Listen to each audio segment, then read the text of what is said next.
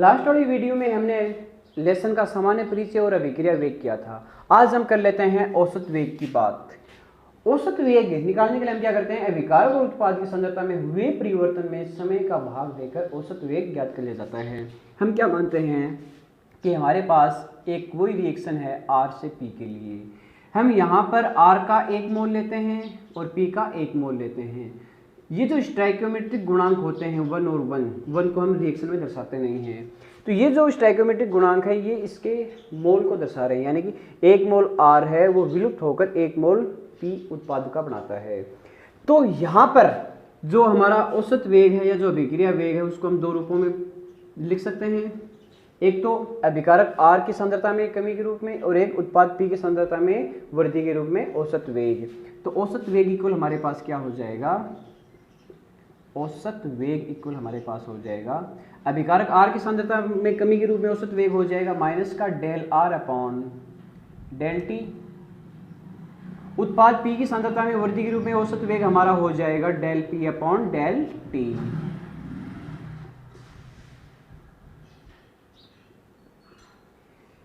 यहां से एक बात जो मैं आपको बताने वाला हूं काफी महत्वपूर्ण है कि यहां पर अभिकारक R की सांद्रता में कमी होती है, उत्पाद P की सांद्रता में वृद्धि होती है।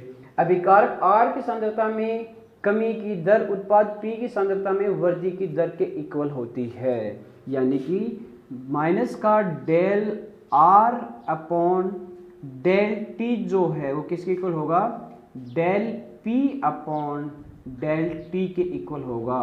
किस कंडीशन में, जब हमारे पास अभिकारक और उत्पाद दोनों के एक एक मोल हैं। अगर ये मोल है वो एक एक न होके ज्यादा हो।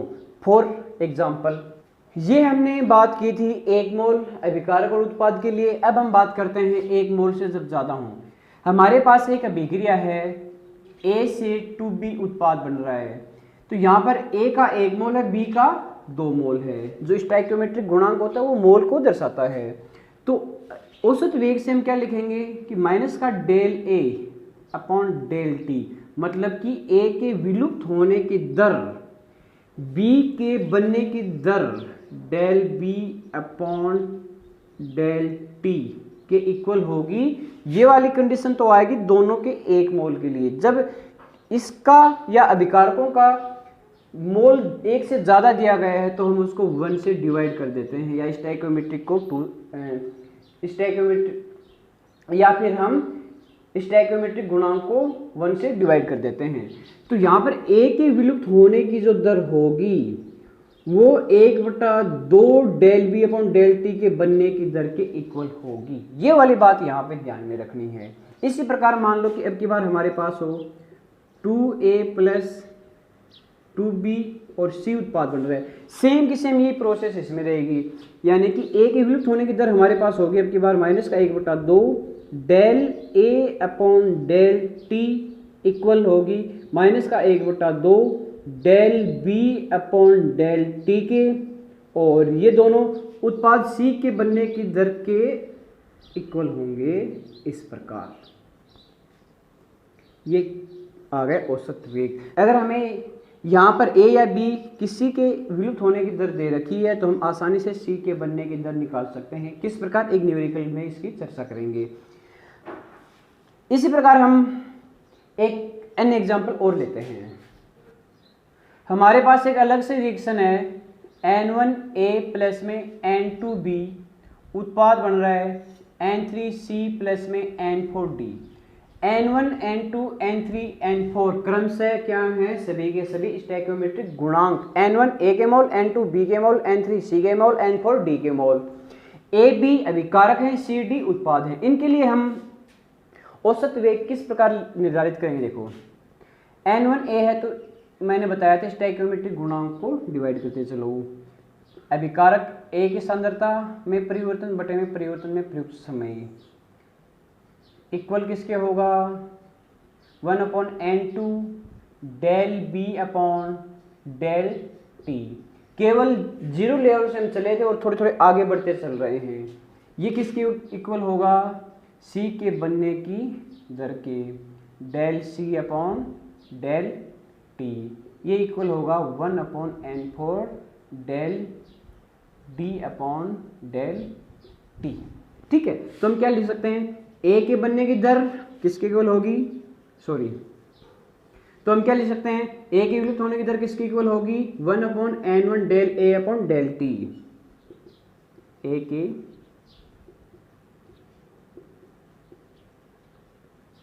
विलुप्त होने की दर माइनस का 1/n1 del A upon del T की इक्वल होगी। इसी प्रकार बी के विलुप्त होने की दर किसकी इक्वल हो जाएगी, माइनस का 1/n2 del B upon del T के। इसी प्रकार सी के बनने की दर, न की विलुप्त होने की दर, उत्पाद दे रखा है, किसकी इक्वल हो जाएगी, प्लस का 1/n3 del C upon del T. D के बनने की दर किसकी इक्वल हो जाएगी, प्लस का 1/n4 del D upon del T. ठीक है, इस प्रकार से हम अभिक्रिया वेग का औसत वेग निर्धारित कर सकते हैं। अब हम इसके ग्राफ की बात कर लेते हैं। सबसे पहले हमने अभिक्रिया वेग में जो ग्राफ बनाया था सेम का सेम वही बना लेते हैं। अभिकारक R व समय t के मध्य वाला ग्राफ बना लिया। अभिकारक R व समय t के मध्य ग्राफ, ये तो आपका t रह जाएगा, समय t रह जाएगा और ये आपकी सांद्रता रह जाएगी। सांद्रता t बराबर 0 समय पर R0। अब हम क्या करते हैं, समय बढ़ाते हैं। t1 समय पर जो सांद्रता है वो कम होकर R1 हो जाती है और t2 समय पर जो सांद्रता है कितनी रह जाती है, केवल R2 रह जाती है। ठीक है, इन दोनों के डिफरेंस को हमने दर्शाया था डेल R से और इन दोनों के डिफरेंस को हमने दर्शाया था डेल T से। तो यहाँ पर औसत वेग इक्वल क्या हो जाएगा, del R upon del T, इसका चलेगा ये माइनस में। ये तो हो गया अभिकारक R व T के मध्य। इसी प्रकार हम उत्पाद P व T के मध्य में भी ग्राफ खींच सकते हैं, सेम का सेम रहेगा। उत्पाद के लिए जो सांद्रता है वो 0 से लेनी है, t बराबर 0 समय पर R0 और t1 समय पर जो सांद्रता है वो बढ़कर कितनी हो जाती है, P1। t2 समय पर जो सांद्रता है वो बढ़कर कितनी हो जाती है, P2। तो यहां पे इन दोनों का जो अंतराल आएगा डेल P की इक्वल आएगा और इन दोनों का जो अंतराल आएगा वो डेल T के इक्वल आएगा और औसत वेग क्या हो जाएगा हमारा, del P upon del T। ठीक है, ये हो गई हमारी ग्राफ की बात। अब हम बात कर लेते हैं तात्क्षणिक वेग और प्रारंभिक वेग की। तात्क्षणिक वेग देखो, किसी भी क्षण पर जो वेग होता है उसे हम क्या बोलते हैं, तात्क्षणिक वेग। तो इसकी परिभाषा क्या हो जाएगी, किसी भी क्षण पर अभिक्रिया वेग तात्क्षणिक वेग कहलाता है। देखो, इसको हम ऐसे भी समझ सकते हैं। मान लो कि हमारे पास कोई वाहन है और इसने ए पॉइंट चलना शुरू किया, बी पॉइंट तक ये जा रहा है। ए पॉइंट पर इसकी गति धीमी थी, बी तक जाते जाते इसकी जो गति है वो तेज हो गई। यहाँ पर हमने कोई भी बिंदु सी बना लिया। इस बिंदु सी पर अगर हमें पूछ ले कि उस वाहन की गति क्या होगी, तो ये जो गति है वो गति कौन सी कहलाएगी, तात्क्षणिक गति कहलाएगी। इसी प्रकार अगर हम अभिक्रिया वेग के संदर्भ में अगर हम बात करें, किसी भी क्षण अगर हमें अभिक्रिया वेग पूछ लें, किसी भी बिंदु पर अगर हमें अभिक्रिया वेग पूछ लें, तो उसे हम तात्क्षणिक वेग कहते हैं। और तात्क्षणिक वेग को किस प्रकार निर्धारित करते हैं, देखो, तात्क्षणिक वेग का निर्धारण करने के लिए हम या तो R व T के मध्य ग्राफ खींचते हैं या P व T के मध्य ग्राफ खींचते हैं। आप किसी के मध्य भी ग्राफ खींच सकते हैं, दोनों सही है। मान लो कि हम R और T के मध्य ग्राफ खींच रहे हैं इस प्रकार से, ठीक है, और हमें इस बिंदु पर, बिंदु C ले लो, इस बिंदु पर हमें तात्क्षणिक वेग निकालना है। तो जिस बिंदु पर हमें तात्क्षणिक वेग निकालना होता है उस बिंदु पर हम एक स्पर्श रेखा खींच लेते हैं।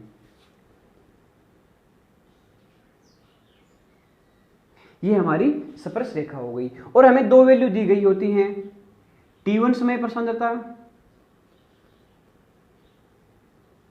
हमें दी गई होती है R1, अगर अभिकार को भी बात कर रहा है तो T2 समय पर हमें सांद्रता दी गई होती है R2। इस ग्राफ में ये वाला जो ढाल आ रहा है, ये वाला जो ढाल,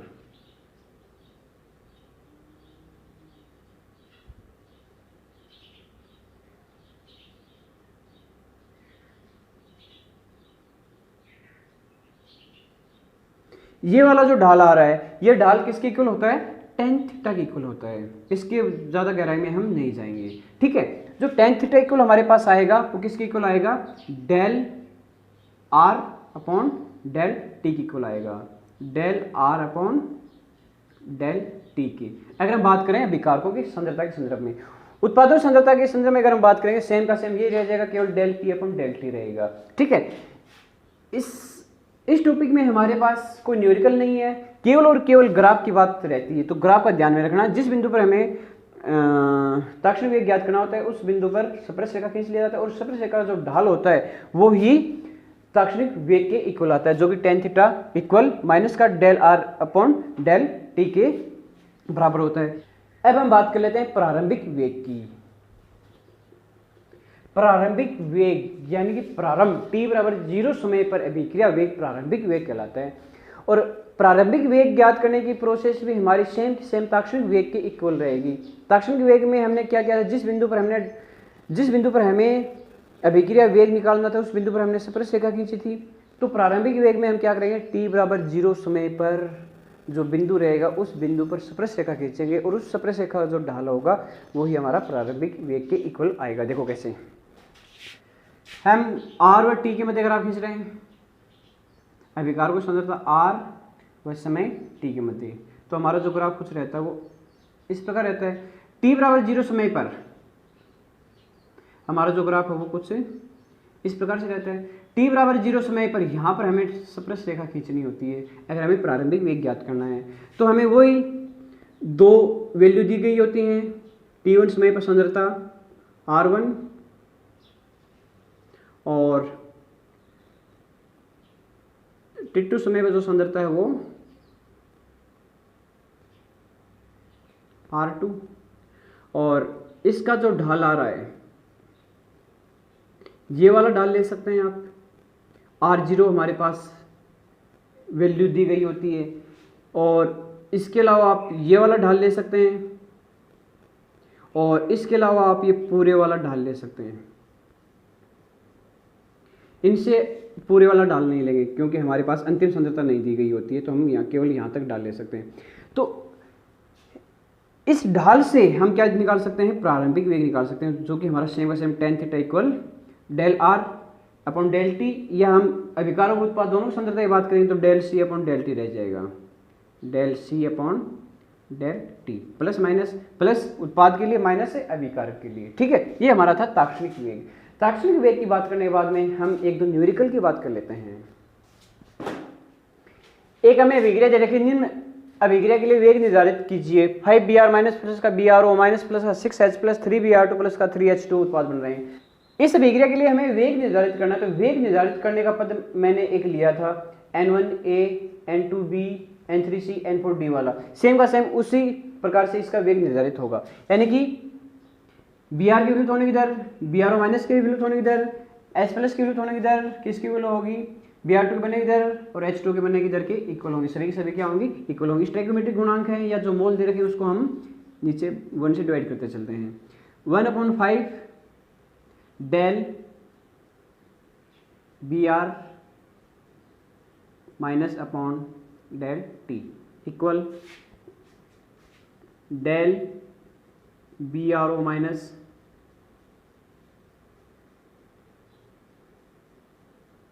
upon del T equal 1/6 del H plus upon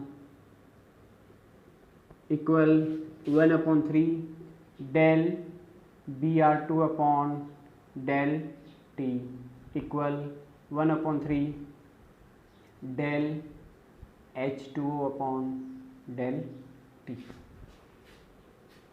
विलुप्त होने की दर, विलुप्त होने की दर, विलुप्त होने की दर, बनने की दर और बनने की दर, ठीक है। ये होगा इस अभिक्रिया को वेग निर्धारित पद।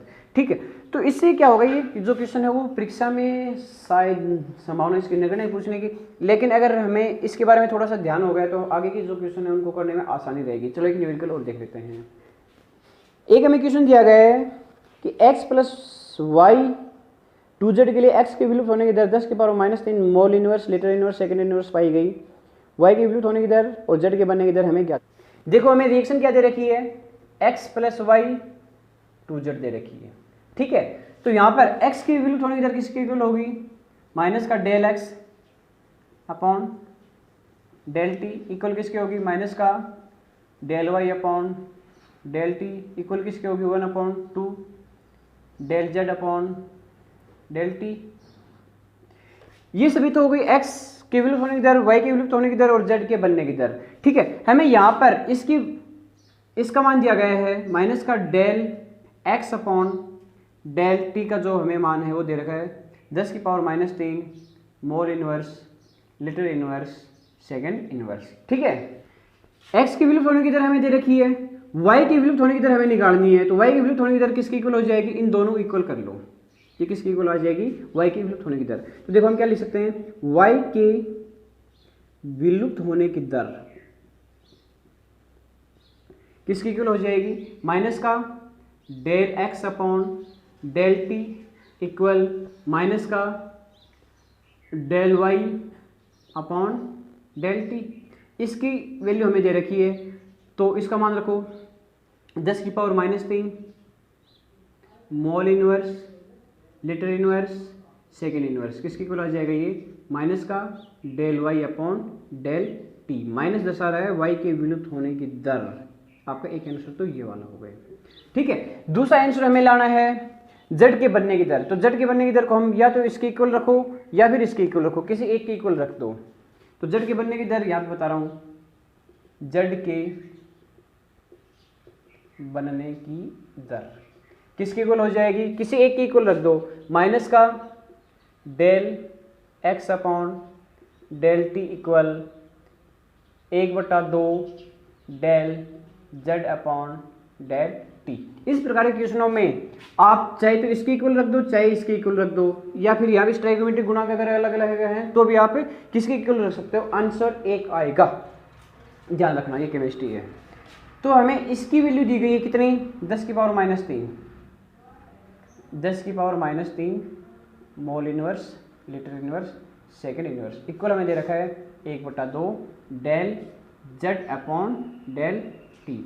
यहाँ से जब हम del z upon del T करेंगे तो 1/2 इस साइड में आएगा, तो क्रॉस मल्टीप्लाई कर दो, यानी कि 2 × 10⁻³ हो जाएगी। भाई नीचे 1 ले लो, 1 को 1 से करेंगे, इसको 2 से करेंगे, तो हमारा क्या हो जाएगा, del z upon del T equal हो जाएगा 2 × 10⁻³ mole inverse, litre inverse, second inverse. ये किसकी दर आ गई, z के बनने की दर आ गई। ये हमारा आंसर आ गया। तो ये तो z के बनने की दर आ गई और ये y के विलुप्त होने की दर आ गई। y के विलुप्त होने की दर x के विलुप्त होने की दर के इक्वल है। क्यों, क्योंकि दोनों की स्टैइकोमेट्रिक गुणांक समान है। अगर इसका भी स्टैइकोमेट्रिक गुणांक समान होता तो x और y के विलुप्त होने की दर z के बनने की दर के इक्वल होती। ठीक है, अगर इन दोनों का स्टैइकोमेट्रिक गुणांक असमान होता तो x के बनने की दर अलग होती, सॉरी x के विलुप्त होने की दर अलग होती, y के विलुप्त होने की दर अलग होती। कुछ एग्जाम्पल आप बुक से कर सकते हो या फिर लेसन कंप्लीट होने के बाद में कुछ एग्जाम्पल और ऐड कर लेंगे। ठीक है, धन्यवाद।